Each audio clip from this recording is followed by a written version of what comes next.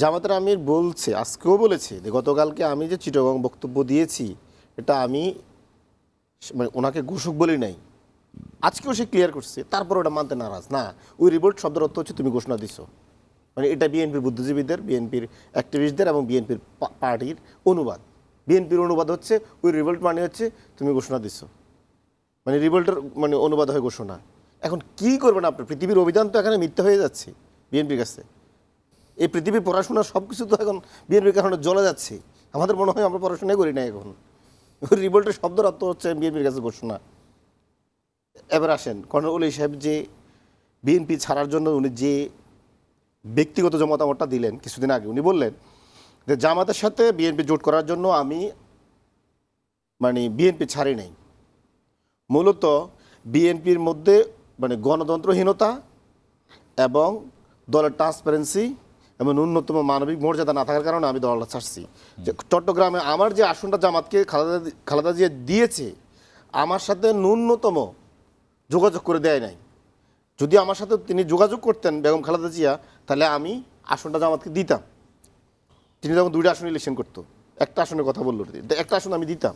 কিন্তু আমি দলের একটা ফাউন্ডার মেম্বার, জিয়াউর রহমানের সাথে মিলে আমি এই দলটা গঠন করেছি, আমরা সিনিয়ররা এই দলটা গঠন করেছি। আমার মতো একজন সিনিয়র নেতাকে ন্যূনতম একটা শব্দ বলে না যে এই আসনটা আমরা ওনাকে দিতে চাই। সুতরাং ওই সময়ের জন্য আমি এটা আমার নিজেকে খুব অপমান বোধ করছি। আমি চিন্তা করছি যে এখানে আমার কোনো ন্যূনতম মূল্যায়ন করা হয় নাই, যার কারণে আমি এটা ছাড়ছি। এবং ওলি আহমেদ কিন্তু এটা প্রকাশ্য সংবাদ সম্মেলনে বলেছে, এটা ওনার বক্তব্য। তো এখন দেখেন ওলি আহমেদরা কি বাংলাদেশের সবচেয়ে প্রবীণ রাজনীতিবিদ না? ওলি আহমেদরা কি বাংলাদেশের জন্য লড়াই করে নাই? করছে তো। আপনি যে কথা বললেন যে মুক্তিযুদ্ধের মানে তকমা দিয়ে বেরিয়েছেন, ঠিক একই অভিযোগ কিন্তু আমরা বিএনপিকে দিতে পারি। দেখেন বিএনপি আজকে সারাটা দিন দেখবেন বলে বেড়ায় যে জামাত স্বাধীনতা বিরোধী, এদের সাথে যা ঐক্য করছে এনসিপি এই সেই, এদেরকে ক্ষমা চাইতে হবে। বাংলাদেশের সবচেয়ে বড় স্বাধীনতা বিরোধী দল হচ্ছে বিএনপি। কেন?